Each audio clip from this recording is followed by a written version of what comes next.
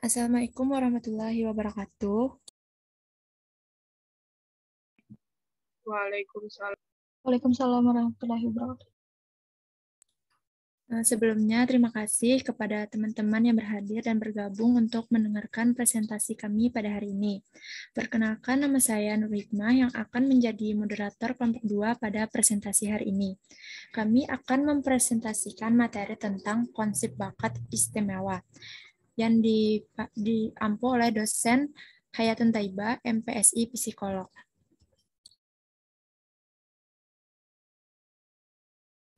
Next.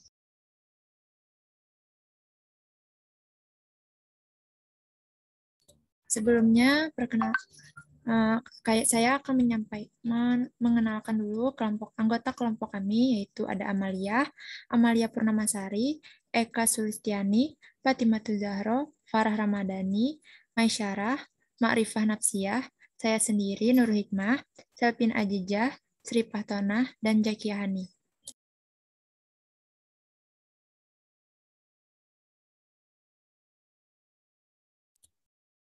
Yang akan kami bahas pada hari ini yaitu definisi anak berbakat, faktor penyebab timbulnya bakat, ciri-ciri anak berbakat, jenis-jenis anak berbakat, dampak dari anak berbakat, permasalahan yang dihadapi anak berbakat, solusi anak berbakat, dan pelaksanaan pendidikan.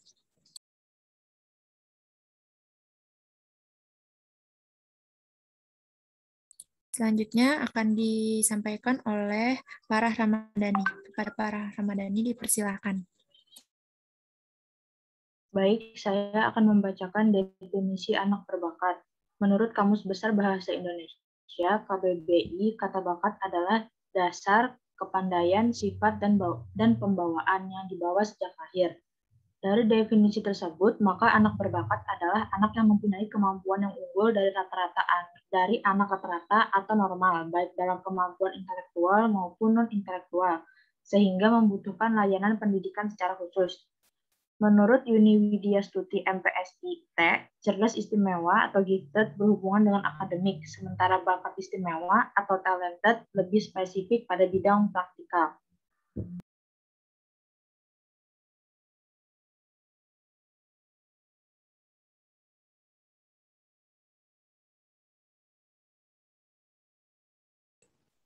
Kemudian ada faktor penyebab timbulnya bakat. Yang pertama ada hereditas, yaitu karakteristik bawaan yang diwariskan dari orang tua biologis, meliputi kecerdasan, kreatif produktif, kemampuan memimpin, kemampuan seni, dan psikomotor. Yang kedua ada lingkungan yang mempunyai peran sangat besar dalam mempengaruhi keterbakatan seorang anak. Walaupun seorang anak mempunyai bakat yang tinggi terhadap suatu bidang, tapi tanpa adanya dukungan dan perhatian dari lingkungannya, baik itu keluarga maupun masyarakat tempat ia bersosialisasi, maka ia tidak akan dapat mengembangkan bakatnya dengan maksimal.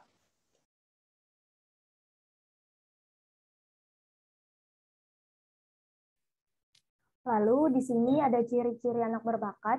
Anak berbakat memiliki karakteristik dan kebutuhan yang berbeda dengan anak lain pada umumnya. Kelak dalam Somantri 2002, hasil studi juga menemukan bahwa anak-anak berbakat memiliki karakteristik yang berbeda dengan anak-anak normal.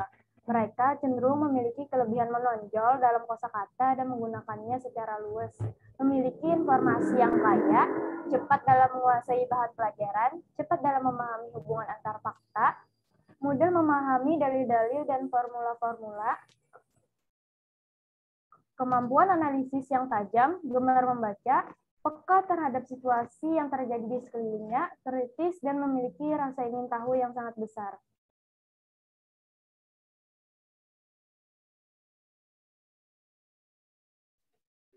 Kemudian jenis-jenis anak berbakat. Yang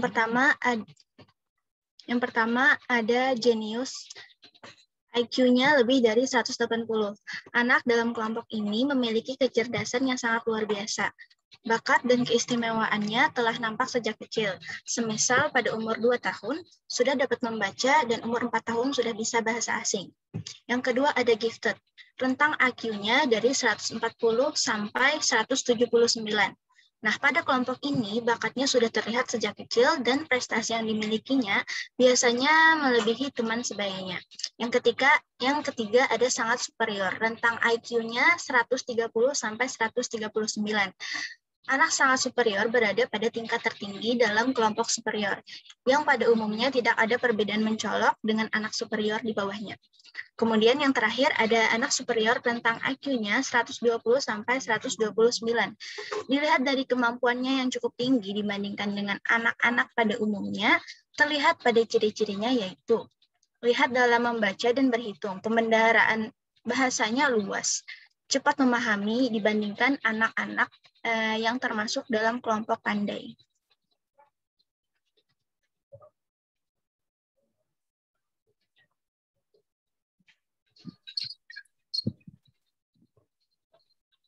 Lima, dampak dari anak berbakat.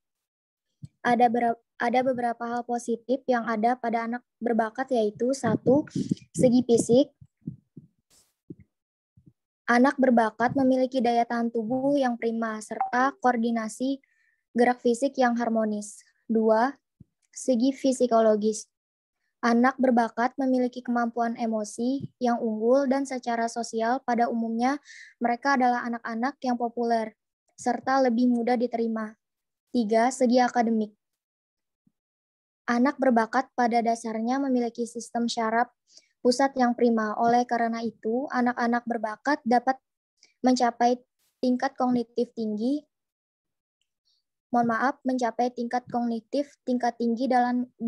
dan kognitif yang rendah.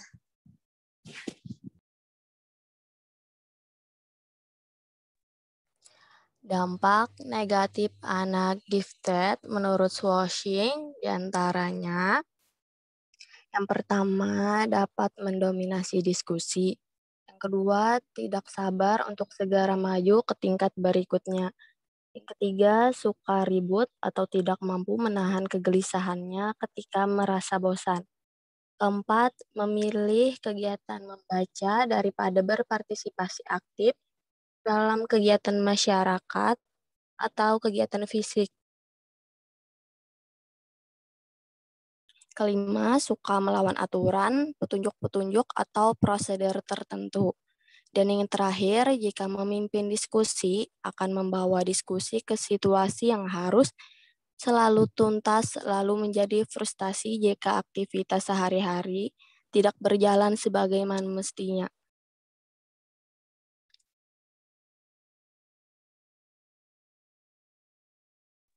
Selanjutnya, permasalahan yang dihadapi anak berbakat.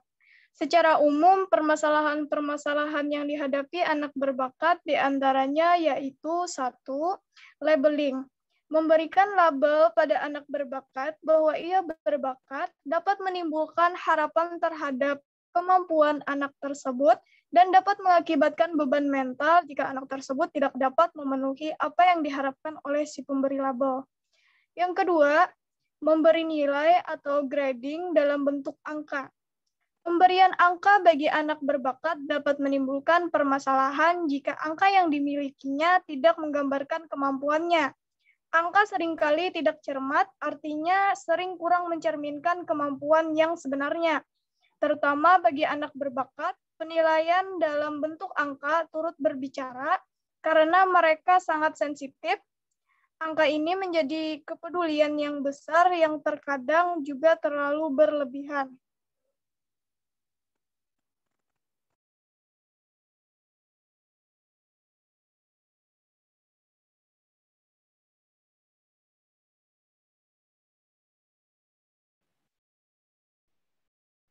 Next.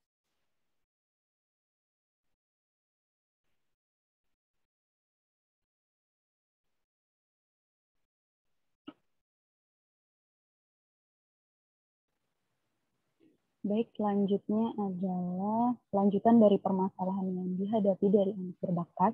Yang pertama tadi adalah labeling, yang kemudian grading. Yang ketiga adalah underachievement. Di sini underachievement pada anak berbakat adalah kinerja yang secara signifikan berada di bawah potensinya, menurut Kisano dan Kirky pada tahun 1996.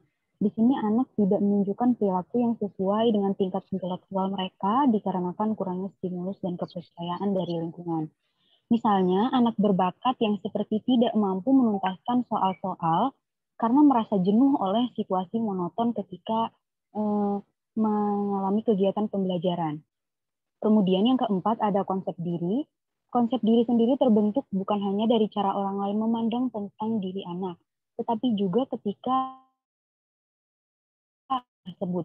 Anak-anak yang berbakat memiliki sikap yang sangat ambivalen terhadap keberbakatannya dan cenderung mempersepsikan dirinya secara positif.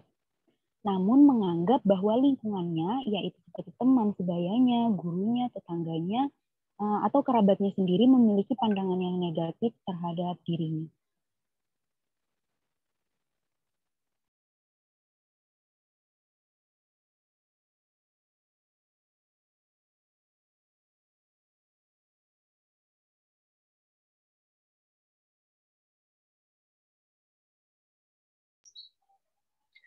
Kemudian solusi anak berbakat. Yang pertama adalah menyiapkan perangkat khusus di sekolah bagi anak berbakat, sehingga tanpa harus dipisahkan dari anak lainnya, kemampuan dan bakatnya tetap dapat dimaksimalkan. Kedua adalah program akselerasi khusus untuk anak-anak berbakat. Yang ketiga adalah homeschooling, pendidikan non-formal di luar sekolah. Seperti Thomas Alva Edison, Helen Keller, dan Robert Boyle adalah siswa homeschooling di masanya. Kemudian ada menyiapkan guru yang dapat melakukan pendekatan individual. Walau harus mengajar di kelas konvensional, harus dilengkapi dengan program sekolah yang jelas perangkatnya. Kemudian yang terakhir adalah membangun kelas khusus untuk anak berbakat.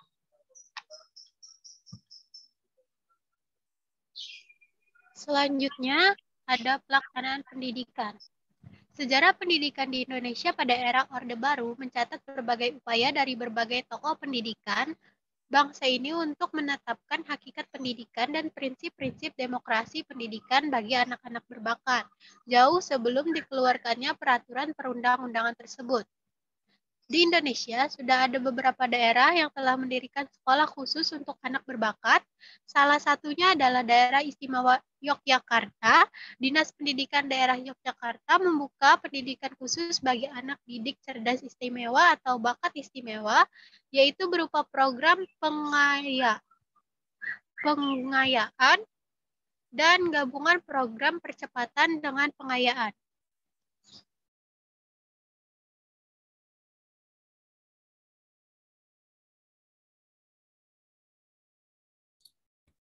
Sekian yang kami presentasikan. Jika ada pertanyaan, silakan membuka mic ataupun melalui room chat yang tersedia. Terima kasih.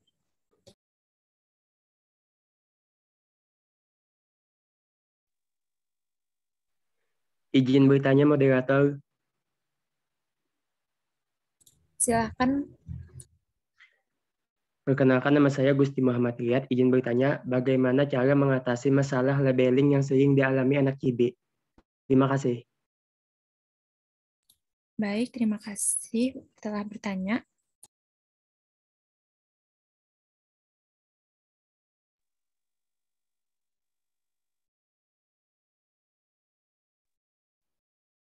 Izin bertanya, moderator. Baik, silakan. Perkenalkan, nama saya Nurul Ida Salsabila dengan NIM 2010 12722 0006 dari kelas A01. Pertanyaan saya, apa yang dapat kita lakukan untuk mengurangi permasalahan yang dialami anak berbakat, baik itu labeling ataupun underachievement? Terima kasih. Baik, terima kasih juga kepada Nurul Ida Salsabila yang telah bertanya. Izin bertanya, moderator. Baik, silakan Saudara Oktaviani. Saya Oktaviani Setianingsih dengan NIM 2010127220014 ingin bertanya, pada bagian dampak dari anak berbakat, kalian menyebutkan pada hal positif dari segi psikologis, yaitu anak berbakat memiliki kemampuan emosi yang unggul. apa yang dimaksud dengan kalimat tersebut? Padahal kalian menyebutkan pada dampak negatifnya, anak gifted suka ribut atau tidak mampu menahan kegelisahannya ketika merasa bosan. Terima kasih.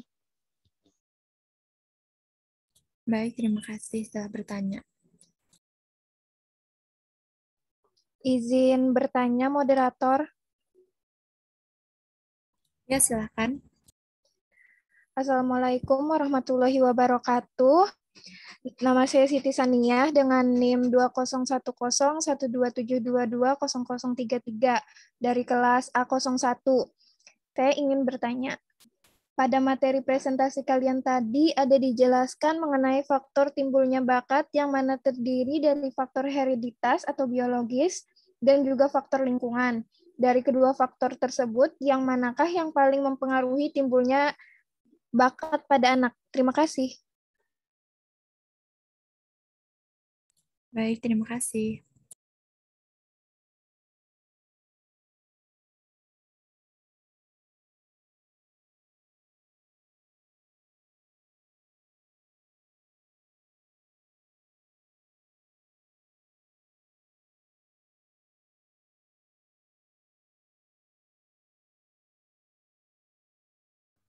Izin bertanya, moderator.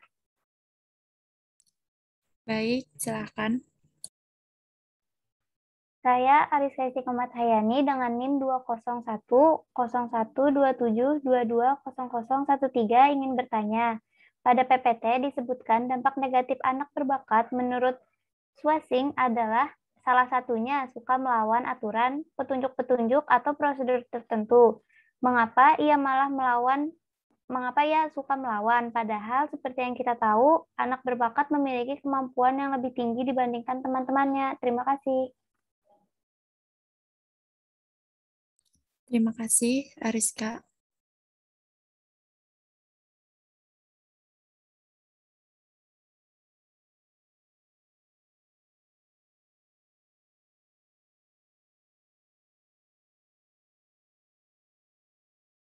Baik, karena sudah banyak pertanyaan, izinkan kami berdiskusi terlebih dahulu.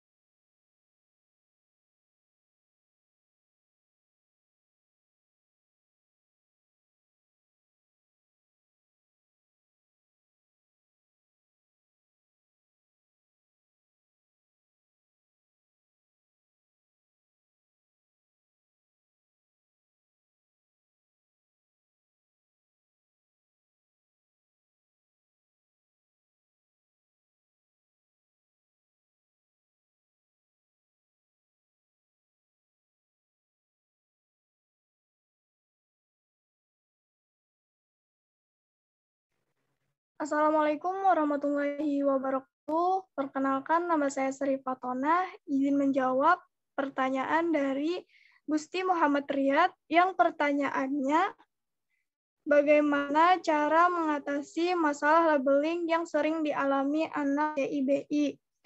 Yaitu dengan cara mengubah cara pandang kita terhadap anak CIBI.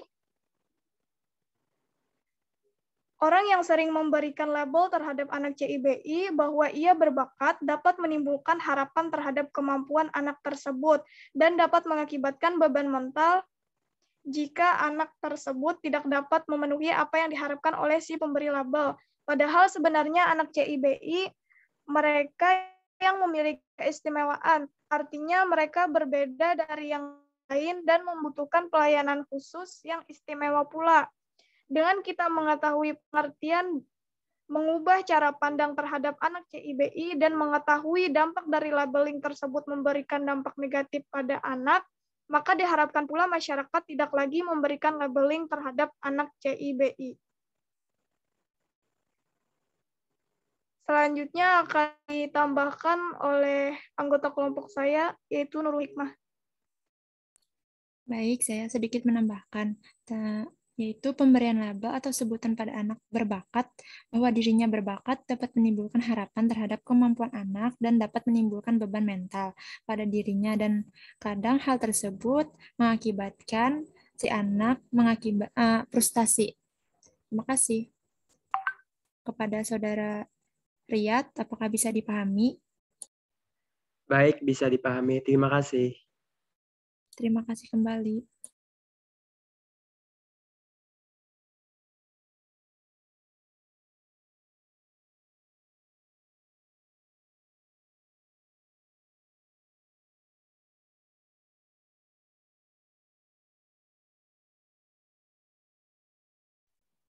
Baik, saya akan menjawab pertanyaan Nurul Iza Salsabila yang pertanyaannya, apa yang dapat kita lakukan untuk mengurangi permasalahan yang dialami anak berbakat, baik itu labeling ataupun underachievement.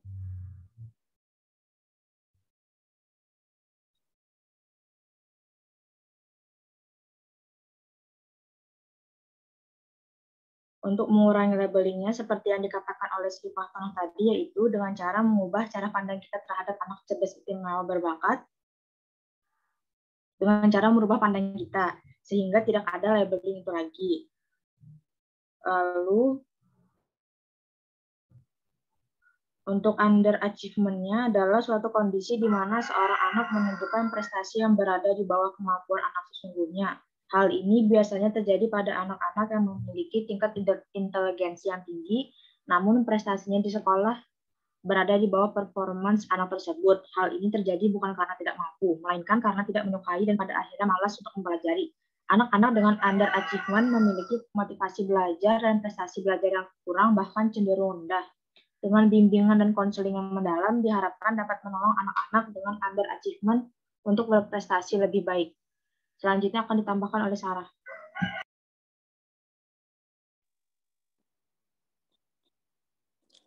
Saya akan menambahkan jawaban dari Farah untuk Nurul Iza Salsabila.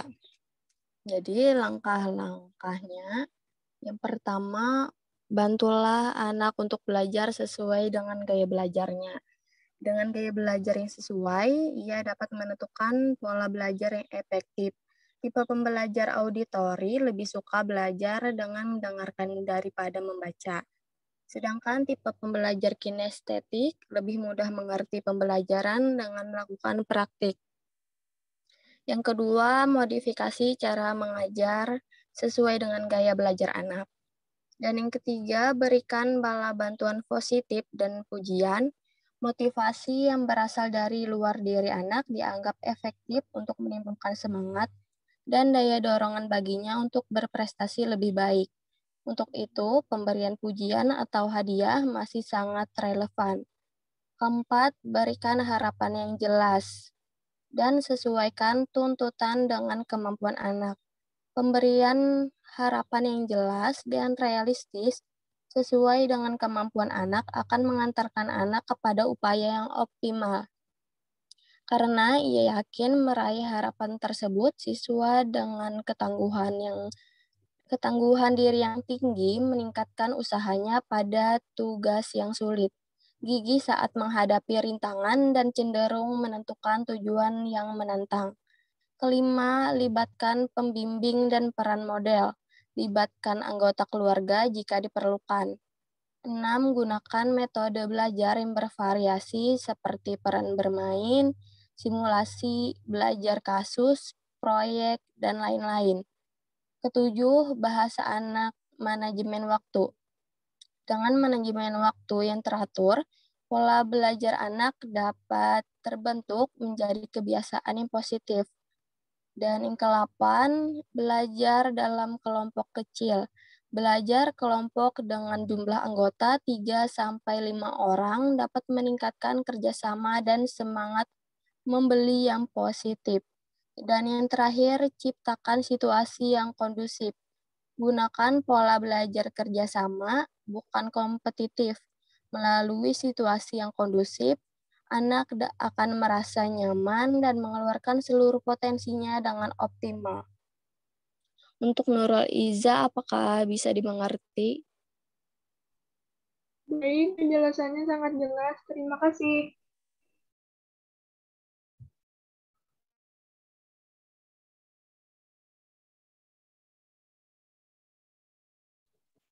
Kemudian kami akan menjawab pertanyaan ketiga dari Oktaviani Setianingsih yang pertanyaannya dampak psikologis anak berbakat yaitu memiliki kemampuan emosi yang unggul. Apa maksud kalimat tersebut? Padahal di sisi lain di dalam makalah kami juga menyebutkan bahwa dampak negatif anak berbakat salah satunya yaitu suka ribut atau tidak mampu menahan kegelisahannya ketika merasa bosan. Baik, terima kasih pertanyaannya. Izinkan saya menjawab. Pertama, ada baiknya jika kita mengingat kembali macam-macam emosi tersebut terlebih dahulu. Emosi terbagi atas dua. Pertama, emosi positif, di mana perasaan ini membuat kita bahagia, senang, merasa bersyukur, gembira, serta emosi ini mempengaruhi saat kita mengekspresikan sesuatu sehingga kita mendapatkan keuntungan. Yang kedua ada emosi negatif. Misalnya marah, kesal, kecewa, frustasi, sedih, stres, galau, dan sebagainya. Yang dapat di mana rasa emosi negatif ini dapat merugikan kita jika mengekspresikannya. Nah, maksud dari kalimat anak berbakat yaitu memiliki kemampuan emosi yang unggul. Di sini konteksnya mengarah pada emosi positif, di mana emosi tersebut mempengaruhi segala kinerja anak dalam mengerjakan segala kegiatan, segala perbuatan. Kemudian kami juga menyebutkan bahwa dampak negatif anak berbakat salah satunya yaitu suka ribut dan atau tidak mampu menahan kegelisahannya ketika merasa bosan. Nah, di dalam kasus ini seperti yang kita ketahui bersama, jika anak berbakat cenderung tidak sabar untuk maju ke tingkat selanjutnya. Nah, sehingga jika anak berbakat ini disandingkan atau dimuat dalam satu kelas yang sama dengan anak pada umumnya yang belajarnya perlu diulang-ulang, maka mereka akan merasa frustasi akan hal tersebut, merasa bosan, resah, dan mengeluarkan segala sikap gelisah. Nah, di mana luapan emosi ini tergolong emosi negatif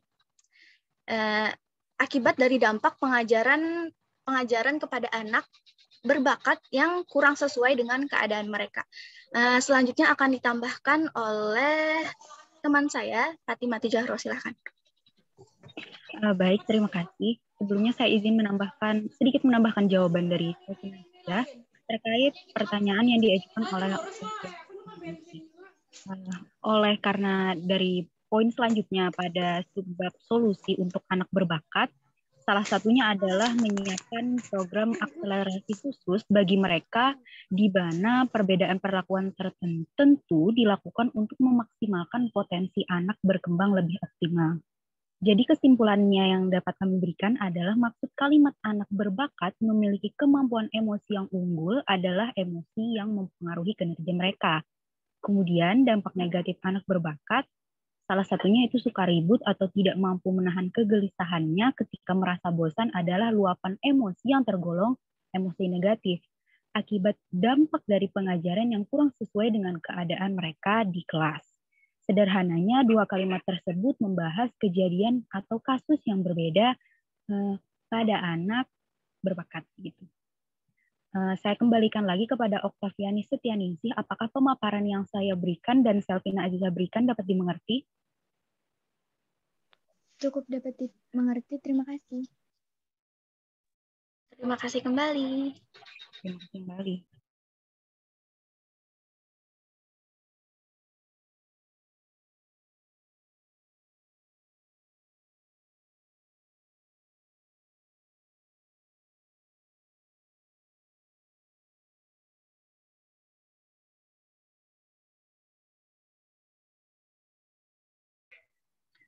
Baiklah, saya akan menjawab pertanyaan dari Aminah. Pertanyaannya, mengapa anak Anak bakat istimewa memungkinkan memiliki dampak negatif, mengganggu orang lain, dan suka ribut. Jawaban dari kelompok kami adalah karena anak kurang mampu dalam mengelola emosi. Emosi yang mereka miliki sangat labil sehingga menimbulkan kesulitan dalam mengatasi permasalahan yang ia hadapi. Dan juga mereka kurang mampu bergaul dengan anak lain sehingga perlu adanya pelatihan komunikasi agar masalah hubungan sosial yang mereka hadapi bisa diatasi. Kemudian akan ditambahkan oleh Amalia. Jawaban saya mungkin kurang lebih seperti jawaban Ma'rifah Nafsiyah. Hal ini dikarenakan anak kesulitan dalam berinteraksi sosial atau sosialisasinya yang tidak baik, dan bisa juga dikarenakan labeling dari lingkungan sekitarnya, sehingga anak tersebut berkemungkinan besar memiliki dampak negatif yang sudah kami jelaskan tadi. Kepada Aminah, apakah bisa dipahami atau ada sanggahan? Sudah sangat jelas, terima kasih. Iya, sama-sama.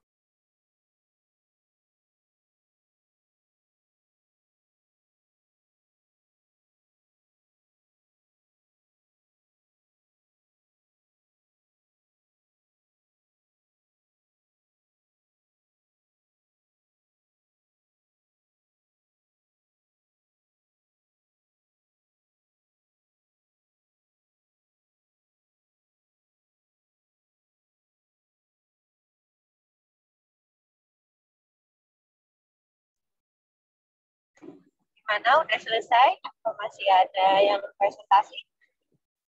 Masih ada beberapa pertanyaan, Bu. Jawab. Ya, kalau sudah selesai, panggil dia ya. Tinggi, Bu.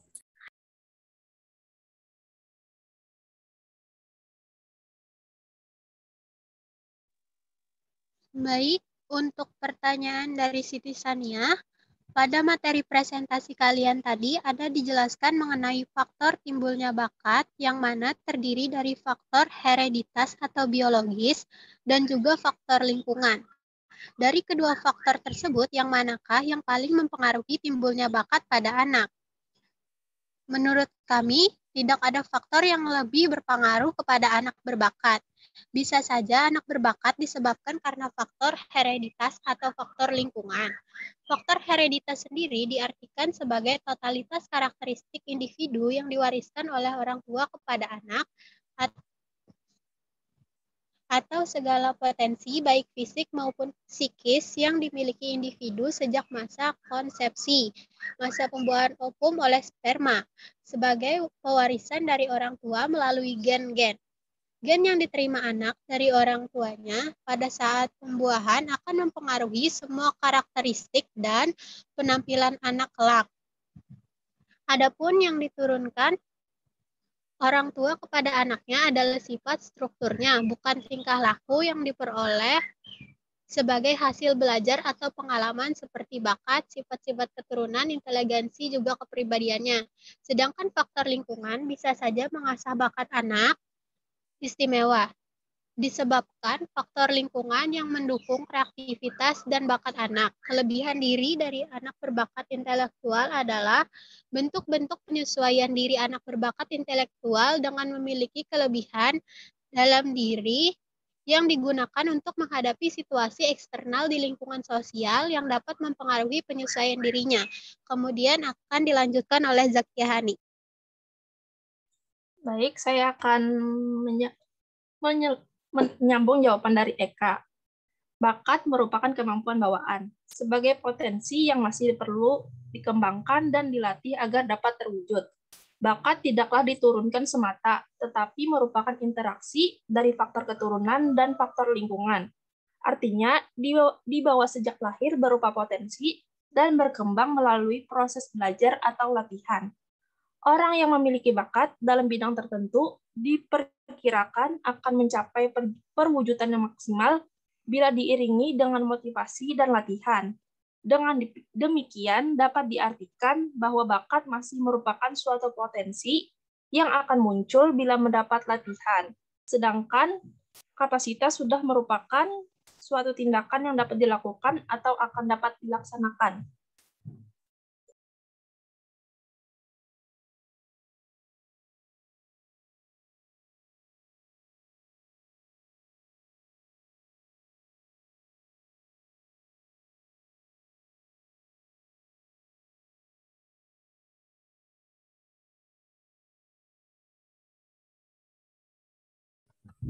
Baik, jawabannya sudah sangat jelas. Terima kasih banyak.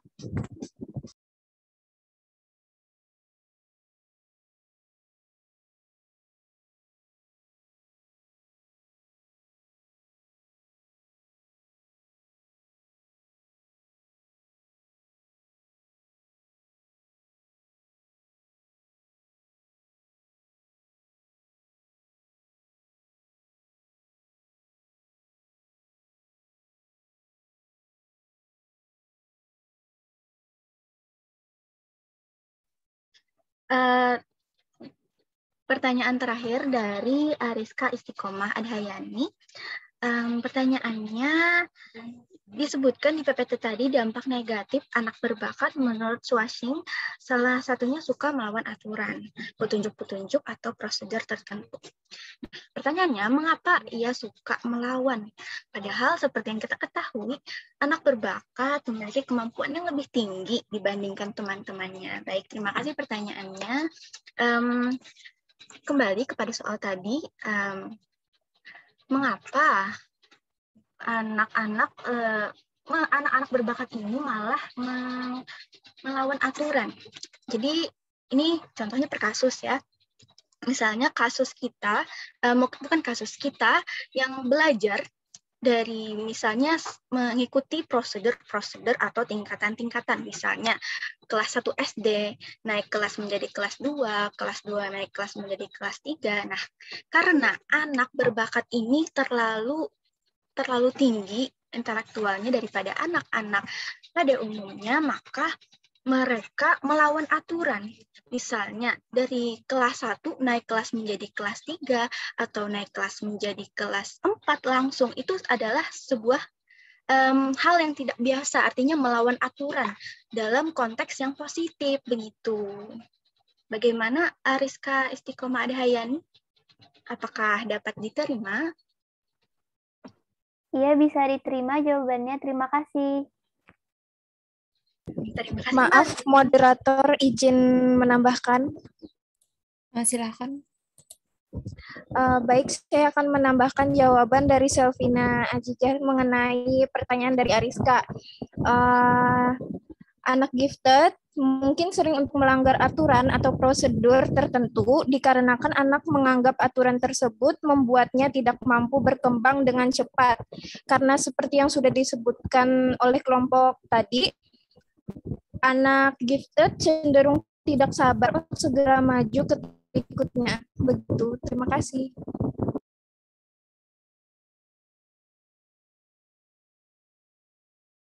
Terima kasih Sania telah menambahkan.